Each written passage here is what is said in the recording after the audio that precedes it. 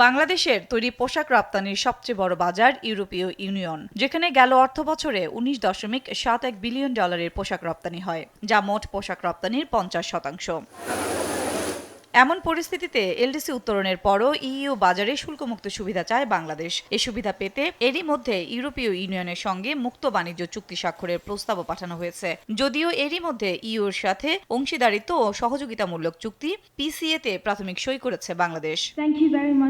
বুধবার রাজধানীর এক হোটেলে বাংলাদেশের তৈরি পোশাক শিল্পের টেকসই রূপান্তর বিষয়ক সেমিনারে বাংলাদেশে নিযুক্ত ইইউ রাষ্ট্রদূত মাইকেল মিলার জানান, বাংলাদেশের সঙ্গে মুক্ত বাণিজ্য চুক্তি নিয়ে আলোচনায় আগ্রহী ইউরোপীয় ইউনিয়ন। তবে এলডিসি পরবর্তী বাংলাদেশের বিনিয়োগের সার্বিক পরিকল্পনা সম্পর্কে জানতে চায় তারা। These policies matter for Bangladesh. Europe, as your largest export market, dominated by RMG products, and we all know that Bangladeshi RMG.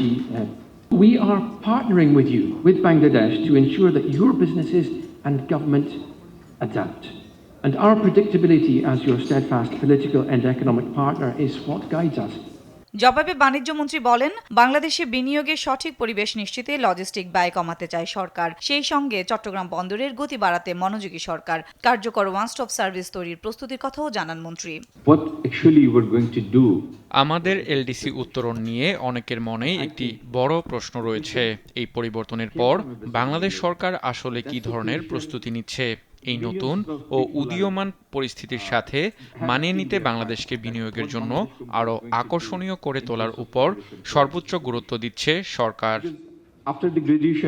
সেমিনারে উদ্যোক্তারা বলেন, তৈরি পোশাক খাত থেকে বছরে প্রায় 6 লাখ টন টেক্সটাইল বর্জ্য তৈরি হয়, যার মাত্র 5% পুনর্ব্যবহার সম্ভব, যা নেতিবাচক প্রভাব ফেলছে শিল্প পরিবেশে। বিশ্ববাজারে প্রতিযোগিতায় টিকে থাকতে বর্জ্য ব্যবস্থাপনার টেকসই সমাধান চান তারা।